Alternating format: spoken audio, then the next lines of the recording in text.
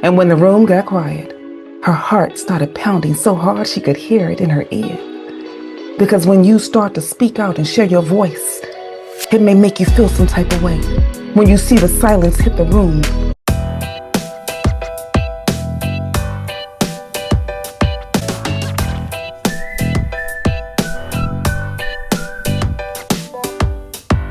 hey now, how is everybody doing? Welcome to Red Alert Diaries with Tanya E. Hood. Grace is a character that we have been unpacking because there's elements about her soul that I feel resides in a little bit of each of us. So as we walk into this story of Grace, we find her seated in the back of the conference room. She was staring at the slides that were on the screen. Her eyes tracked every line because when she looked at the strategy that she sat up 3 nights in a row building, mapping out every dependency, every framework, all of the elements that would save her company over 6 figures in the next year. She looked and recognized once again that her name was not on any slide. No mention or any idea of how much she contributed to that process was even noticed. It often breaks my heart when this happens because it happens all the time. And if you see elements of yourself in Grace today, well, I want to share 3 strategies that I have used in my Grace forgetting that she exists moments that I think can inspire you to have real change in your life so that you don't have to keep encountering this moment. One of the first things I want you to do, tell yourself the truth about where you have been hiding. Because too many of us have been hiding our brilliance, hiding our greatness, hiding elements of who we are to make somebody else feel better. Try not to let your light shine so much that everybody else feels some type of way about it. But resilience starts with radical honesty with yourself, about yourself. Ask yourself this: where am I pretending to be fine while I'm really shrinking and overworking and staying silent so everybody else gets the light and the joy about what I bring? Here's an action step I want you to take. Tonight, make yourself a stop lying list. Yeah, I mean that. And I know that when you start doing this, it's going to be difficult because there's elements about who you are that does not believe that you have been lying about your brilliance. So write down 3 places where you are not showing up with all of who you are, be it your relationship, be it work, or is it personal goals. I want you to circle one of those that you will face this week. Have a real conversation with a person that you may be in relationship with that you have been hiding from. Set a boundary with that coworker or that other individual that you know that you should and you have not. Tell the truth. And when you do it on paper first, it helps you to maximize the use of that later. Here's the second thing I want you to do. The second thing that you can do is choose one small visible step that shows that you stop hiding. You don't have to overhaul your whole life when you are doing something. Your resilient moments that will help you stay impactful. The things that you need to prove to yourself to show up fully every single day. Just takes one moment. Pick one area where you know you have been in the background, planning, doing the invisible things, the stuff that nobody sees. Like for some of you that have joined me in the past with some elements where you've seen the background pieces. Those background pieces are critical and they are crucial, and you do them every day. You do them so well that people don't even know that they are being done. So I want you to speak up once in the next meeting. Share your story. Post maybe one element about your piece, about who you are, because you are a creator in a lot of ways. And I know several of you are watching me. And as you watch me and you're sharing other people's stories, start recording in the background elements of yours, because your story is as important as the ones that you reveal to everybody else. And here's another thing that you can do, because a lot of you know that I'm built for strategy. Offer a solution instead of waiting to be asked. Too many times people are waiting for permission, especially if you have the developer's soul, where you do the processes, build the strategies, set those things in place, but you ask for permission because you're often building it from somebody else when you know at the core of your being that who you are is how those things actually gets done anyway. So stop waiting for permission when you know the answer, when you know the solution and you know that it will work. And by actually doing it within the next 72 hours, that resilience will grow. You'll be more confident in what you do, and you'll start taking actions that you need, even if you're a little bit afraid. And it's okay to do it while you're afraid. Here's the third thing I want you to do. I was definitely in the middle of the three C's. There comes a time when you will have to decide if you need clarification, connection, or closure about a person to determine how to move forward in the relationship. Some relationships need connecting. Some relationships need clarifying. You will need to take the time to determine what the relationship should be in order for it to be beneficial for both of you. I took the time to write down some things that I think will support you. The free chapter is available for you in the link below. Build a resilience record. Stop forgetting who you are. When you write down your accomplishments, you're not bragging. Writing down exactly what you do is not bragging, because for some of us, those of us that sit in the background, our grace developer moments, we do so much. And because you love to do it, you're accomplished at it, it's a part of the elements of your being. You just do it naturally. So it doesn't mean anything to you. But if you start documenting those things line by line, it'll do two elements for you. Now, many of you know that when I support individuals, I support them both on a professional level and a personal level. And this works in both of those elements, because professionally, if you write down line by line the different steps and touch points, because as a developer soul, you have labeled out each one of the elements that you need to take to track the numbers, to support the framework, to build what is necessary to make things magnificent and great.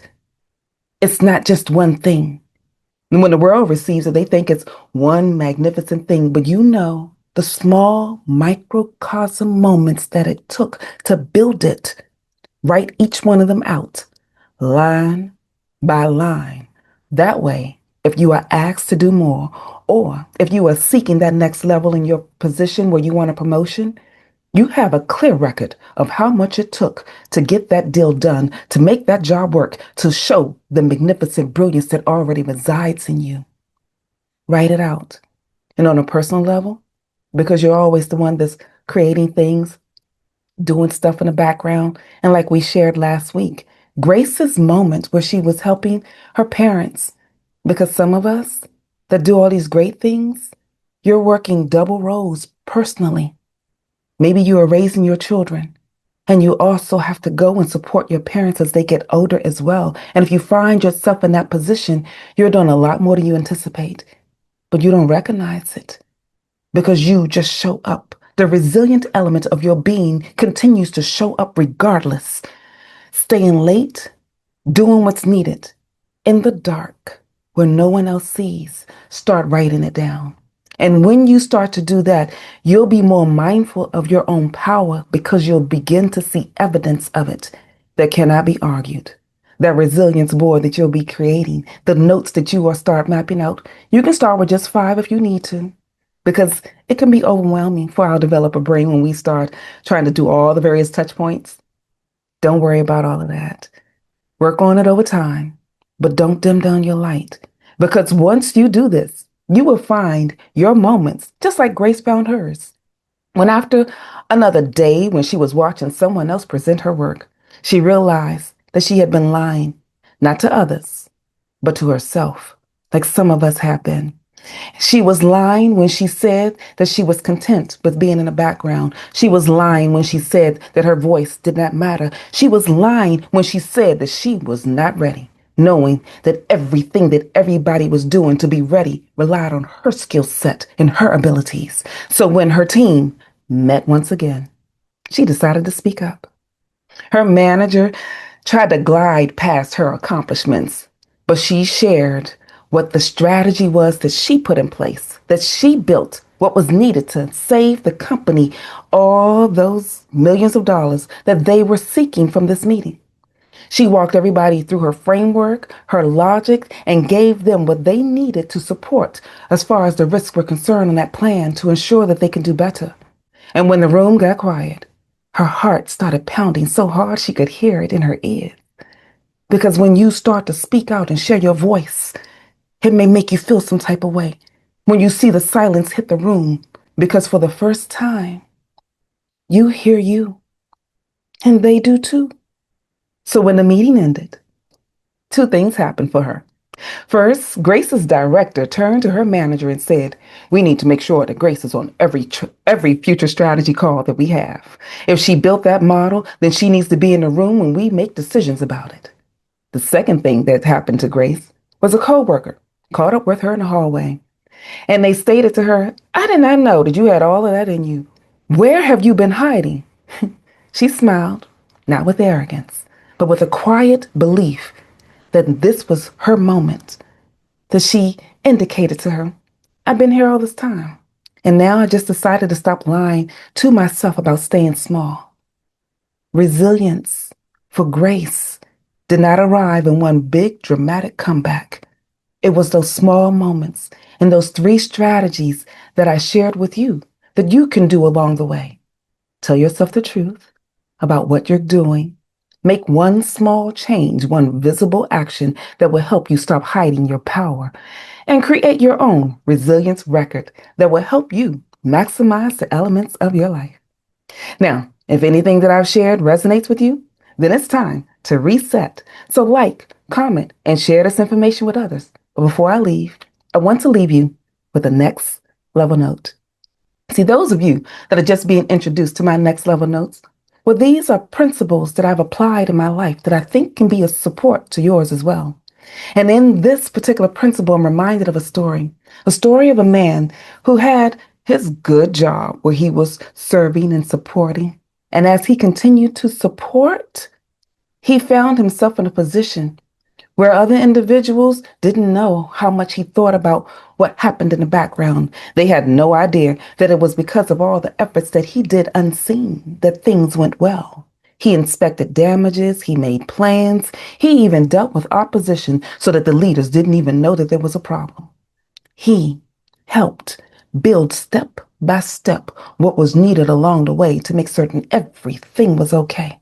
And if you find yourself in that position, these strategies, these strategies came out of that principle of operating in excellence to rebuild and reset. And the character that I am sharing with you is a character from my favorite book.